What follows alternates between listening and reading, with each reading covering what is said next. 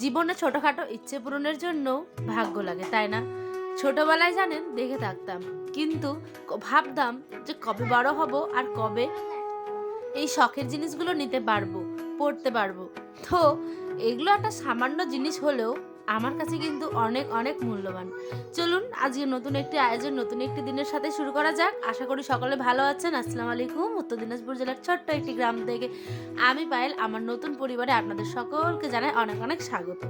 সকালবেলা উঠেই তাড়াতাড়ি কাজকর্মের মেলা লেগেছে জানেন। এই যে উঠানটা দেখছেন, এই উঠানটাকে ঝাড় দিয়ে দিচ্ছি। আজ কিন্তু এত বাতাস করছিল যে কি বলবো, হালকা রৌদ্র তার সাথে কুয়াশা মাখা। তো চলুন, ওই যে দেখছেন দাদা সকালবেলা প্রতিদিনের ন্যায় গরুগুলোকেও বের করে দিল। এদেরও এত ঠান্ডায় বের করা যায় না, ভারী মুশকিলের ব্যাপার। তারপরে আমি এই যে দেখছেন কম্বলটা, এইটা হচ্ছে আমাদের মেঝেতে আর কি বেছানোর জন্য। তো এই যে আয়ন ওখানে দেখতে পাচ্ছেন ভেজা জল ফেলে দিয়েছে, তার সাথে আমার গায়েও জল ফেলে দিয়েছে। তো সঙ্গে সঙ্গে স্নান টান করে এই যে সমস্ত ব্ল্যাঙ্কেটগুলোকে রোদ্রে দিয়ে সমস্ত কাপড় চোপড়গুলো রোদ্রে কিন্তু দিয়ে দিয়েছি। এইগুলো মানে কয়েকটা আজকের আর কয়েকটা ছিল কালকে, যেহেতু রোদ্রে শুকানো হয়নি সেই জন্য আজ আবার একটু দিয়েছি। আর ওই যে ব্ল্যাঙ্কেটটা পিছনে, ওইটাকে আমি প্রতিদিনই প্রায় এই যে গরম হতেই দিয়ে থাকি। এত ঠান্ডা হয়ে যায় যে কি বলবো, আর গরমে দিলে দেখবেন একটু গায়ে নিলেও বেশ আরামই লাগে। তারপরে গ্যাসটা মুছে নিচ্ছি। এই গ্যাসটা প্রতিদিনই মুছতে হয়। এখন বা জানেন দিনে 2বার করে মুছি। এত নোংরা হয়, সকালে একবার রাতে একবার। কোনো সময় জল পড়ে যায়, কোনো সময় দুধ পড়ে যায়। মানে রান্নাবান্নার যে একটা তেল চিটচিটে ভাব, সেটা জানেন একদম ভালো লাগে না আমার। তো সে সমস্ত কিছু করার পরে এই যে বাসনপত্র নিয়ে চলে এসেছি হচ্ছে বর্মাদের টিউবওয়েলে। এইখানে আমাদের মানে বাড়ির পাশেই আর কি, ওই জন্য আমি আর অত দূরে গেলাম না। আর আজকে দেখছি যে অতটা ভালো লাগছে না শরীরটা জানেন, আর ভিডিও করার একদম মানে আজকে ইচ্ছেই করছিল না। তবু শুধুমাত্র আপনাদের জন্য আমি করলাম, যেটুকু পেরেছি সেটুকুই করেছি। আর কি বলবো, মনটাও ভালো ছিল না সেই জন্য আর কি। তো চলুন, এই যে বাসনগুলো ধোয়া টোয়া হয়ে গেলে পুরো ঘরটাকে পরিষ্কার করে নেব।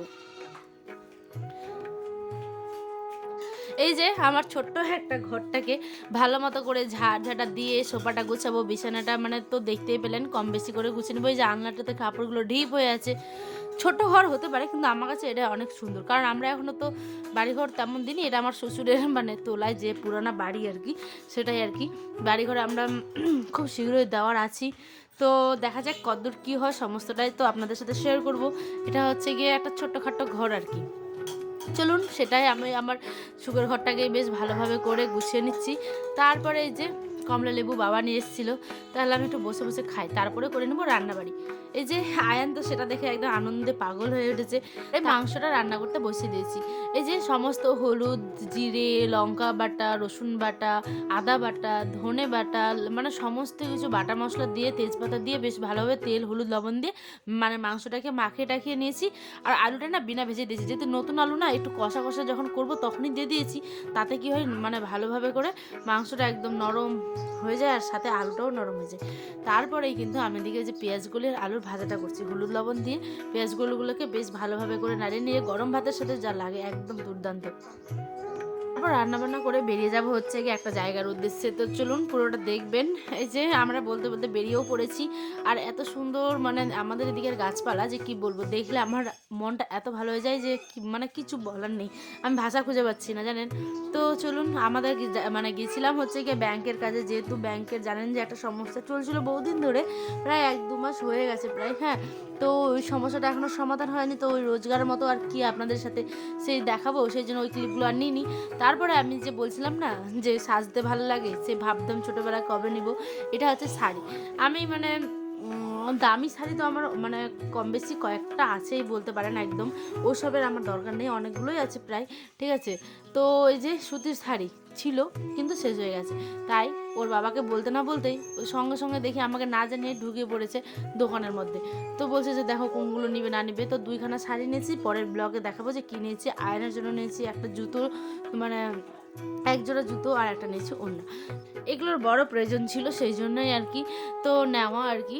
তো চলুন, এই যে দেখান কতগুলো রং, আমি তো ভেবেই পুরো পাগল হয়েছি কোনটা নেবো না নেবো। সবগুলো মোটামুটি ভালোই লাগছিল।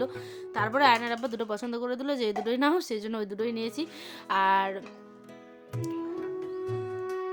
কিছু কিছু আমরা যে বাটি প্রিন্টের মতো দেখছিলাম, তো দেখছি যে কালারগুলো না এখানে একটু ভালো লাগছে, কিন্তু সামনে থেকে আমার ঠিক তেমনটা আবার পছন্দ হলো না, সেই জন্য আমি আবার নিলাম না।